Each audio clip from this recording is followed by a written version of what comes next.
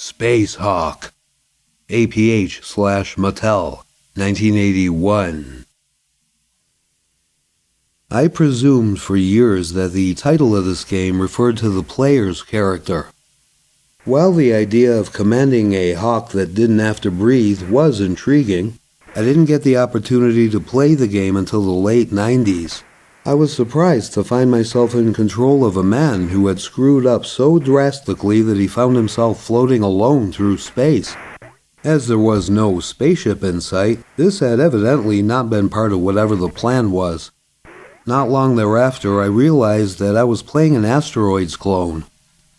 Every system needed one, apparently, along with its own Space Invaders, Breakout, Pac-Man, and, for some reason, poker. Now, I use the term clone in this case instead of rip-off because Bill Fisher and John Soule's Intellivision game isn't quite the same as Asteroids. The Astronaut doesn't fire at successive waves of drifting boulders and intermittent ships, but rather deadly bubbles discharged by a massive, ever-resurrected hawk. They look like bubbles anyway.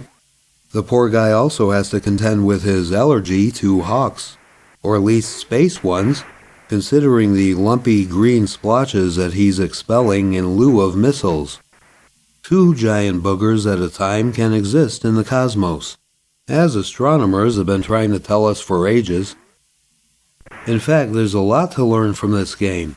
Upon thrusting forward, we discover that space scrolls, which I've always suspected, and that hawk droppings in zero gravity behave much like asteroids, except that they can each be wiped out with a single hit, regardless of size. Later in the game, they continually change colors and can only be destroyed when they're green. A wholly invulnerable kind eventually turns up. One wonders what the hawk's been eating. But then I'm only guessing that they're droppings. Maybe he's trying to build a space nest. In that case, my astronaut is a cruel one, trying to destroy the poor thing by hitting it 3 times instead of figuring out how to get home like he should be doing. The hawk has simply mistaken him for a large piece of straw. The luckless bird could also be thinking, "Wait, what the hell am I doing in space? I'm a hawk. That'll teach me to fall asleep while I'm flying." What's indisputably clear is that hyperspace costs points, space is filled with countless bits of multicolored breakfast cereal, and there's no controller button to release a space chicken for luring the hawk. I'm sure of this. I've tried them all.